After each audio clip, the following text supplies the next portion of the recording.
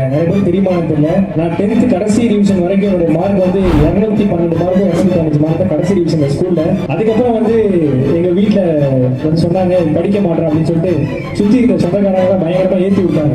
ஏற்றி விட்டு நான் வந்து வேலைக்கு ஆக மாட்டாங்க, அவ்வளவுதான் எங்க கெரியரே முடிஞ்சிச்சு, பாருங்க ஒரு பையன் பிள்ளை வந்து ரோட்ல சுத்த போகுது அப்படின்னு சொல்றாங்க. அப்ப அந்த டைம்ல வந்து எனக்கு கிட்டத்தட்ட ஒரு 45 நாள் டைம் வச்சு எங்க வீட்டுல எங்க அம்மா சொன்னாங்க, நாளைக்கு மேல எடுத்து என்ன வேணா பண்ணிக்கப்பா, உங்க லைஃப் பையன் நீ என்ன பண்ணாலும் நான் விட்டுறேன் அப்படின்னாங்க. நான் 45 நாள் டெய்லி ஃபுல்லா உட்காந்து படிக்கல, ஏன்னா இப்பெல்லாம் ஃபோன் பாருங்க போனேன்னு சொன்னாங்க.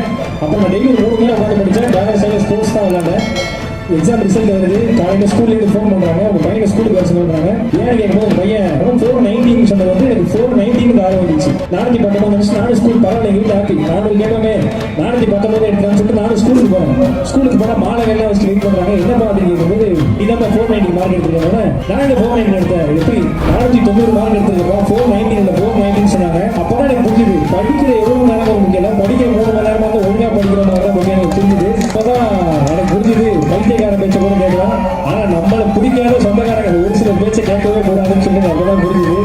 காசு இல்லாம காலேஜ் படிக்கணும் கண்டிப்பா பண்ணல. ஆக்சுவலா எங்க அம்மா கேட்டாங்க கல்யாண பத்திரிகை என்னப்பா டிகிரி போடுவோம் அப்படின்னு கேட்டாங்க. நீ வரைக்கும் யோசனையாக இருக்கு, பட் என்னால முடியாத டிகிரியா என்னால முடிஞ்ச 100 பேருக்கு போகணும்னு சொல்லி தான் ஓடிட்டு இருக்கேன். கண்டிப்பா கிட்டத்தட்ட ஒரு 65 பேர்கிட்ட வந்துச்சு. இன்னும் 35 பேர் கண்டிப்பா அடிக்கிறேன். கண்டிப்பா அடிக்கிறேன். Thank you, love you.